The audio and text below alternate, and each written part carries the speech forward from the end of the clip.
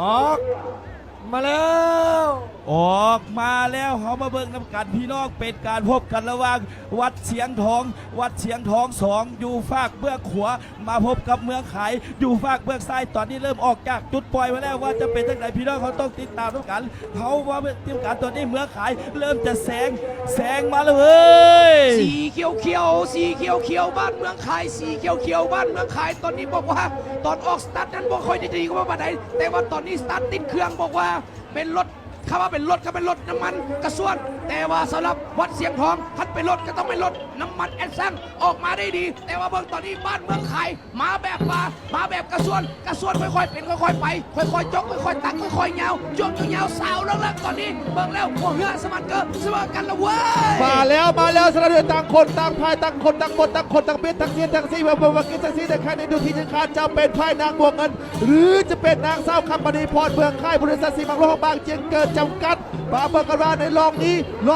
ซึ่งเหตุสังซี่บ่มีผู้ใดยอมไพ่ผู้เหือซ่องรับแล้วที่จะเสมอกันแล้วตอนนี้แล้วที่จะตีโค้งในหัวในท้ายสั่งให้ดีสั่งบุดีมีตำตาฟังมาเบิกกันว่าตอนนี้ทางวัดเชียงทองจะนี่ห่างได้หรือบ่ได้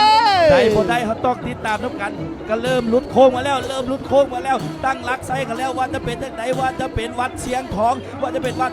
หรือว่าจะเป็นเมืองขายตอนนี้หัวเหือสูสีกันเบิ่งบอกว่าถึงว่าไผ่น้ำไผ่ตอนนี้ในหัวโยมแล้วขึ้นโยมสั่งนักสีพายเจ้าทั้งสองลำแล้วว่าจะเป็นจังไดไอ้กี่น้อยเอ้ยเบิ่งตอนนี้วัดเสียงทอง2หรือนางบวงเงินตัวนี้ได้เปรียบปานกลางเล็กหน่อยตอนนี้หัวเหือไปแล้วไกลแล้วแต่ว่าตอนนี้บ้านเมืองขายตอนนี้ในหัวโยม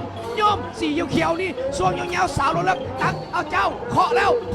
เอาหนีแต่ว่าเมืองขายนำวัดเสียงทองว่าจะได้นางบวงเงินได้มาแล้วเหือดีนางสาวคำปณีพรเมืองค่ายมาพบกับทางบวงเงินวัดเสียงทองเหือไอ้กระดักประเพณีลูกเขาบางขึ้นโยมเหือยามมาเบิ่งกันว่าตอนนี้เริ่มเข้าสู่ในพวงที่ทราบอีก1 คนสุดท้ายพละกำลังที่เหลือจำเป็นของไพ่จะเข้าสู่เส้นชัยก่อนจำเป็นเสียงทองหรือเมื่อค่ายว่าจะเป็นเสียงทองหรือเมื่อขายห้องต้องมาติดตามน้ำกันอีกประมาณ300 เมตรจะเข้าเส้นชัยเขามาติดตามน้ำกันในหัวทั้งสองฟังในสวนในหัวทั้งสองลำเริ่มโยนสั่งนักสีพายเจ้าใส่กันแล้วตอนนี้สูสีซะเหลือเกินพี่น้องเอ้ยเขามาติดตามเบิ่งว่าจะเป็นจังไหนพี่น้องเอ้ย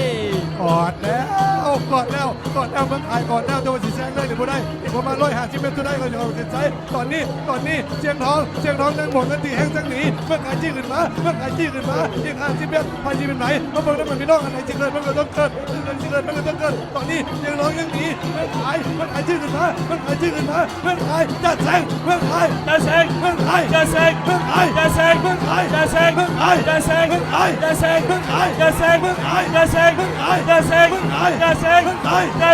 เอาสุดยอดพี่น้องสุดยอดเป็นเหือที่ว่ามวยกับว่ามวยสูสีน้ำหนักกันทอๆกันที่ประมาณนี้เนาะคนบอกว่ามีศอกมีเข่ามีกำปั้นมีมัดเนาะถือว่าสุดท้ายแล้วเนาะวัดเสียงทอง2นางบวงเงินเข้าเส้นชัย